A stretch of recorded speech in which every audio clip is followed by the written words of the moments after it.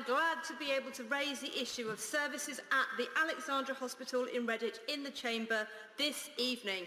I hear concerns time and time again in public meetings, and I want to thank the local groups such as Save the Alex campaigning on this matter. In short, services at the Alex are inadequate. Not my words, but that of the Independent Care Quality Commission, who inspected Worcestershire Acute Hospital Trust, which includes the Alex Hospital in Redditch in June last year, and again found it to be inadequate. This represents no change since the last inspection. Indeed, overall, in 16 areas which the CQC inspects, only 1 was rated good. None were outstanding and half were rated inadequate, the remaining requiring improvement. This is not good enough. Having been elected in 2017, I inherited a situation where the Trust had already approved a new clinical model for future acute services. Centralisation was key to this, and regrettably this meant a number of services, including maternity and paediatric care, were removed from the Alex and relocated to Worcestershire Royal Hospital. The maternity unit closed in November 2015 and paediatrics was temporarily transferred in September 2016. The new plan, which was rubber-stamped in 2017, intends to relieve pressure on both hospitals, improve patient safety and address staff shortages. But almost 2 years on from this removal of services and the approval of the new plan, it's clear to me that it hasn't had the intended outcome. The hospital is still inadequate and the Trust remains in special measures, and some services have got worse. Patients can't access services when they need them, waiting times are poor, and promised investments are not coming to fruition quickly enough. Pressure hasn't been relieved, patient safety is being called into question, and staff shortages persist at both sites. Since my election, I've given NHS bosses and management time to demonstrate to me and my constituents that the new clinical model is beneficial.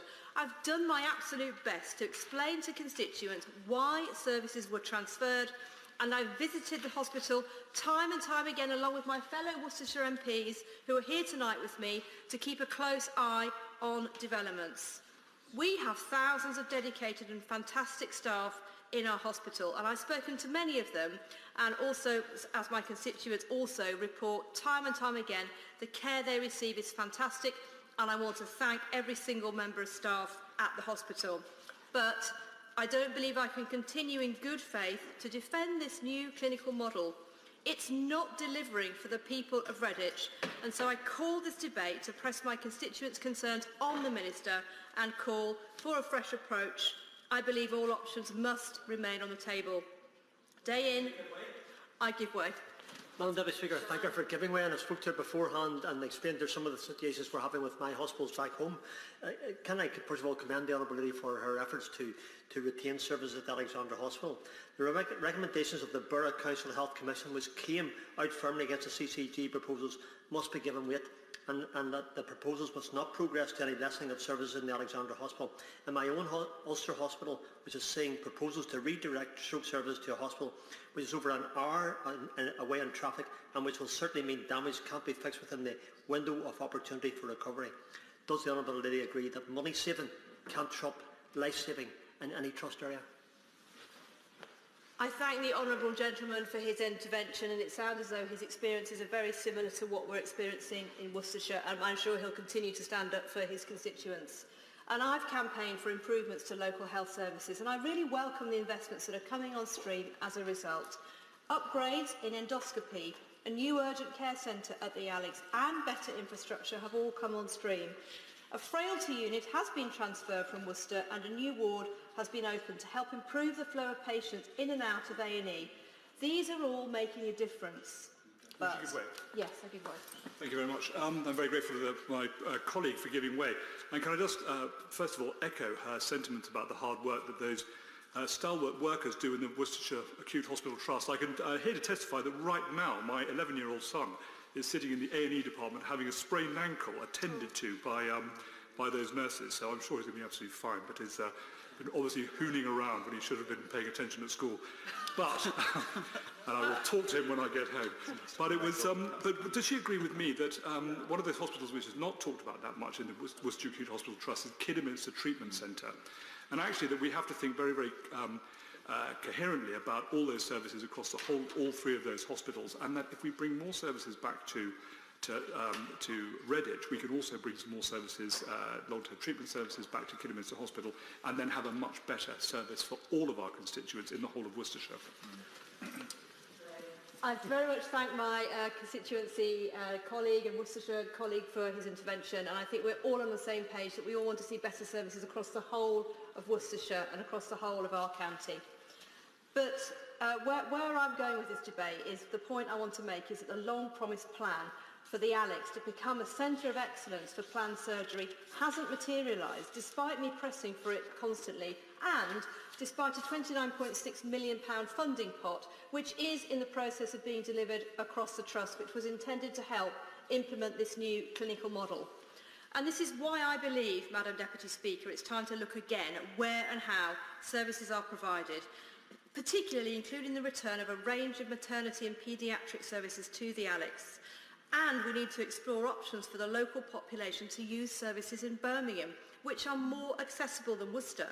We need to continue investment in our communities and build a medical school in Worcester to create our own local NHS workforce, which would help to address the shortage of staff at the root. And the context has changed because the Prime Minister recently announced the government's intention to provide the NHS with additional £20.5 billion by 23-24, the largest, longest funding settlement in the history of the NHS. And secondly, we hear the 4 CCGs, which currently cover our 2 counties, could merge into one in the future. So this is why I believe it's time to be honest with people and for bosses to say Plan A isn't working. Will my honourable friend give way? I will give way.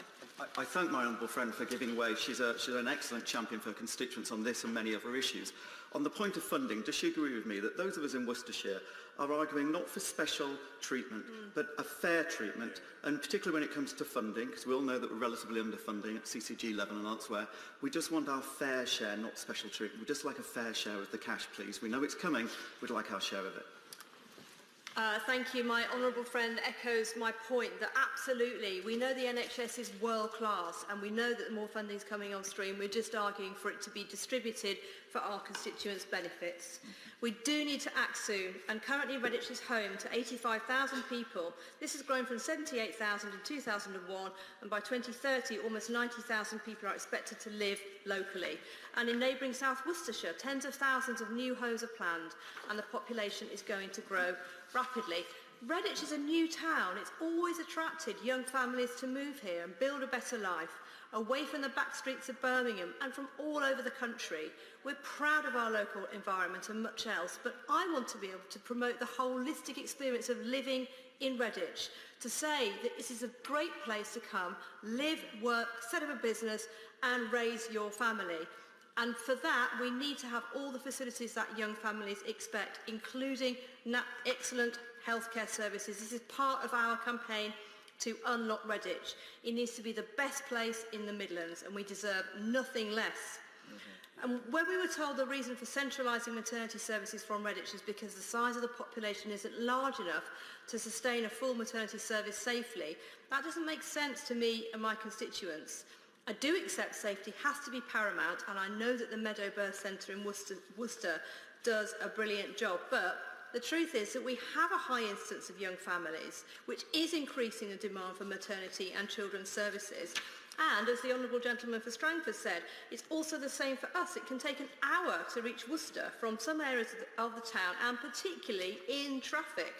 And there's no direct bus or train link from Redditch. So my constituents who need to use public transport must travel to the hospital via Birmingham or Bromsgrove. Now, when I look around the other areas of the West Midlands conurbation, we can see that there are maternity units with populations much smaller than we see in Redditch. For example, Oswestry, a population of 16,000, Bridgenorth, 12,000, Burton-on-Trent 75,000, Hereford 63,000, and even Ludlow 11,000. So I'm calling on the CCG and the Trust to publish these comparative statistics and justify why these towns should have their own maternity unit, but not Redditch. And most people would understand that a higher risk birth would require more specialist services, and that might not be possible in Redditch. But the vast majority of births can be catered for safely in a midwife-led maternity unit. And the centralisation has piled pressure onto Worcester. It can't withstand this pressure, and we've all raised concerns in this chamber. I talked about the ambulance handover delays at the Worcester Royal just before Christmas. It's been amongst the worst in the country, and ambulances are waiting for over an hour. And I'm very grateful the Secretary of State visited Worcestershire Acute, but he saw for himself how the size of... Order.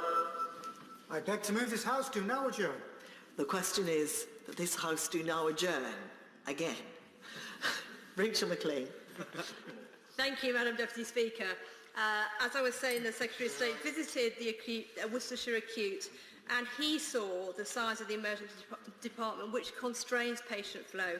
Despite the incredible efforts of the staff, triage and consultants, and even with the welcome recent investments and improvements, it's difficult to see how these problems can be solved in the short term. Surely the answer is to let Redditch take some of the strain, particularly with paediatrics. Now, I appreciate that changes such as this will take time and involve many layers of management, but it's my job to make sure that the people who are making these decisions take into account the experience of my constituents.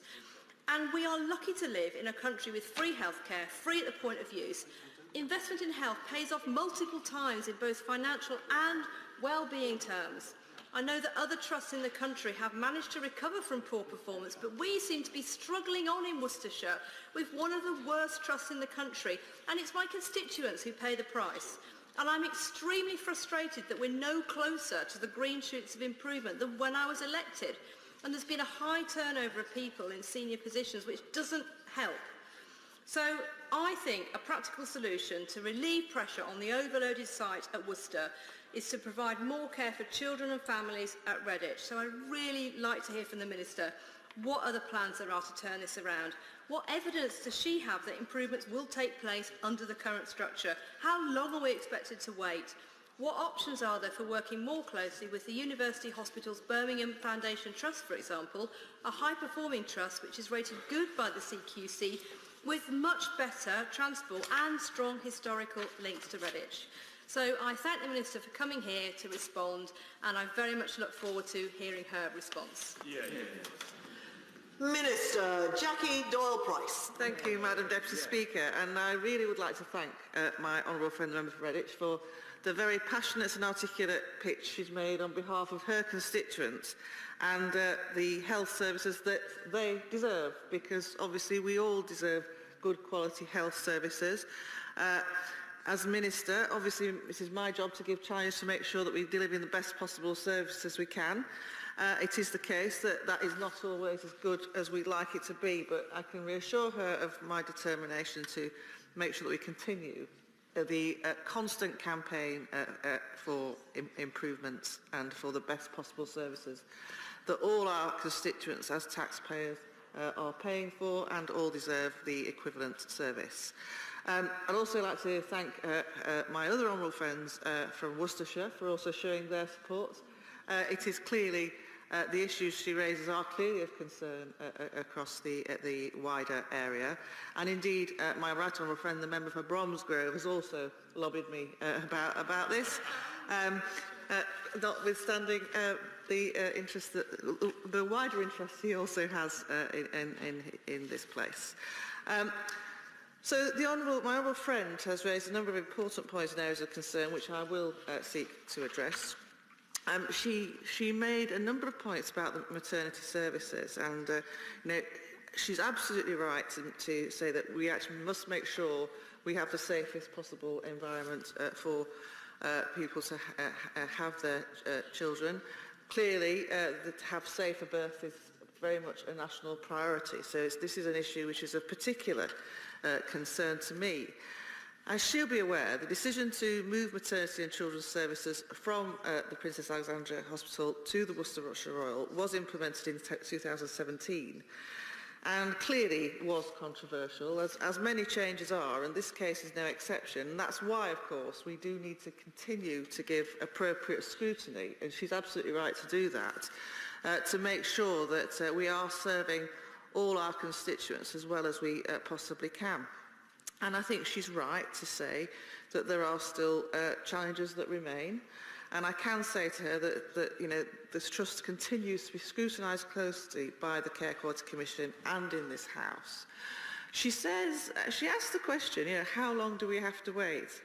And quite often changes can be achieved very quickly. Sometimes where it's cultural change and behavioural change, it takes much longer than any of us are happy with.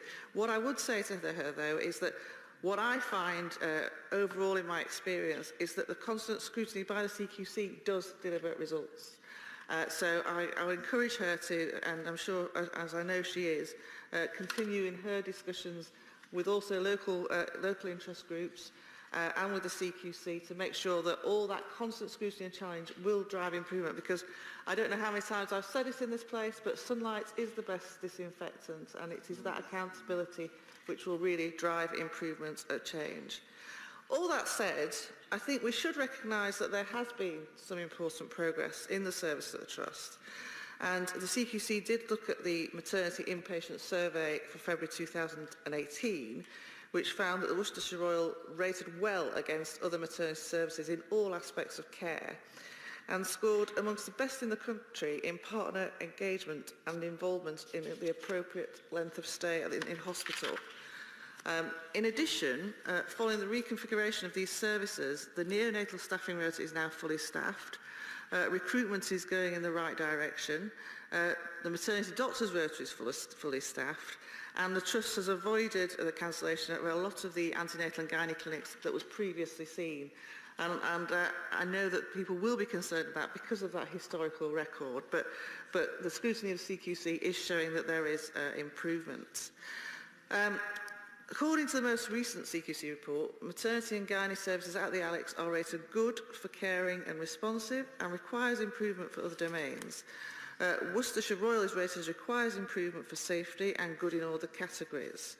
The CQC recognised that the Worcestershire Royal's maternity service was especially caring and responsive to patients who had suffered a pregnancy loss, such as miscarriage, stillbirth or neonatal death, and was committed to continue improving the care and services they provided for bereaved parents. So I guess that shows that there are some areas where the leadership is making an impact, but that is clearly something we need to keep under review. In October of last year, the Trust Professional Development Team won the award for Workforce Team of the Year at the Nursing Time Awards, which celebrates excellence in supporting the nursing and midwifery workforce, and we should congratulate them on that. But we should not be complacent, and there is still very much more to do. And I look forward to further discussions with my honourable friend in the light of further investigations, and obviously we will do our best to support the entire community in making sure that performance is improved. My honourable friend also raised wider challenges facing the Trust. It has, of course, been in special measures since December 2015. The latest CQC inspection judged the hospital as inadequate, with key concerns in urgent and emergency care, surgery and outpatients. But again, I would say to her that actually having that kind of scrutiny is the first catalyst to achieving improvement. And it is worth noting that the Trust achieved a good rating for the caring inspection domain in that latest report. So in terms of the patient experience, there's clearly some improvement. But really, as I say, nobody should be complacent about the scale of the task. And as she says, her constituents really should not be expected to wait an undue length of time for achieving the quality of service that patients in other parts of the country receive. So I can assure her that both the government and national NHS bodies are committed to providing both the support and the investment to help the Trust to make progress. And I will be making sure that we are using our levers at a national level to give that appropriate challenge and support.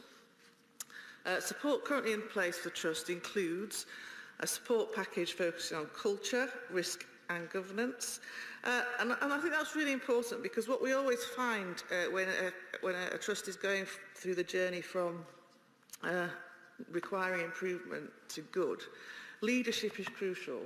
And I can't overstate the importance of making sure that we are really getting the right leaders in there and mentoring them through to deliver that. So that support, I think, is crucial.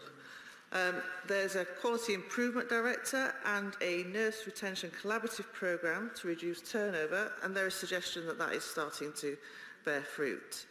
There will be emergency care support from the Emergency Care Intensive Support Team, and a peer support buddying arrangement with the Royal Wolverhampton NHS Trust. And again, we've seen those buddying arrangements achieve real change, more than anything else, to give local leaders the confidence to be innovative and imaginative and really give additional challenge.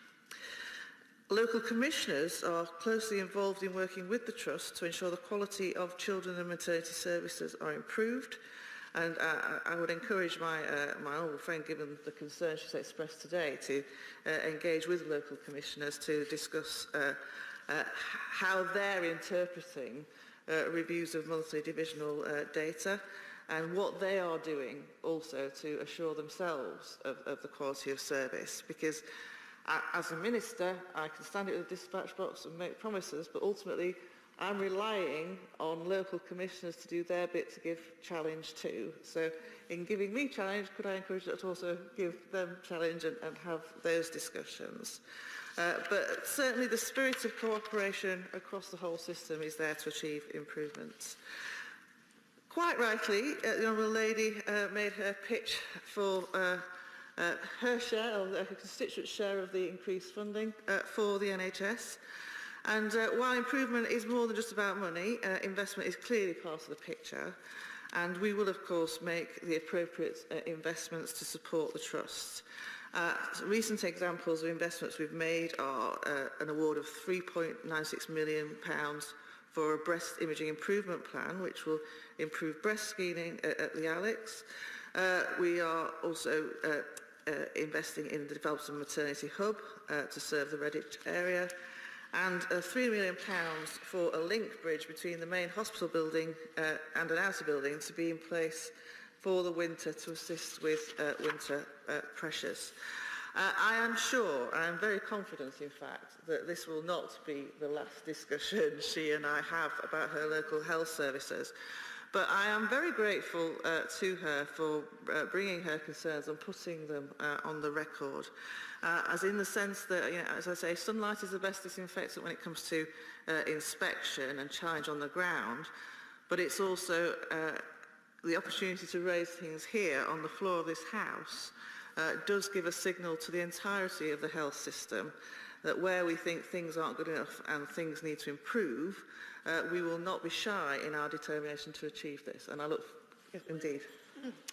I thank the Minister very much for her comments of her giving way, and I share her view that sunlight is a great disinfectant.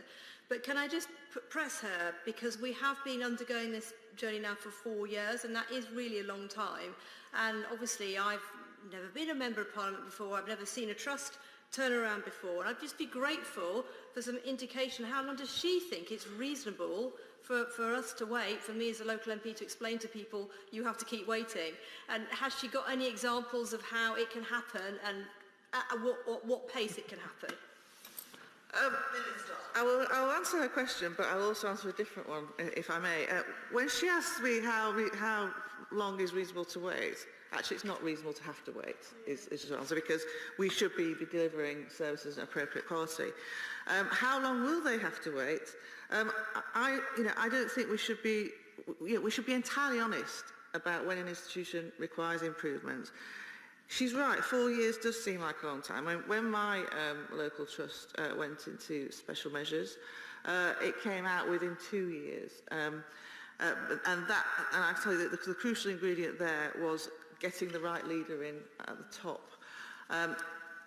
What we've also seen is in other trusts, have waited that much longer, because there are other challenges that can come into play. So some trusts still struggle to get the right personnel, for example, and that means that some of their the judgments mean they require improvement. So I think we need to look in a very detailed measure about exactly where the weaknesses are, and really my challenge to the system is to come up with a good plan to help get out of it. I would expect the buddying system with the Wolverhampton Trust to start to deliver that more effectively. But you know, I think there is no better driver for speed than external challenge. And with that in mind, Madam Deputy Speaker, I think I'd just like to close this debate. We've had an excellent debate, and I think the points we've made here should be considered very seriously by the local health system.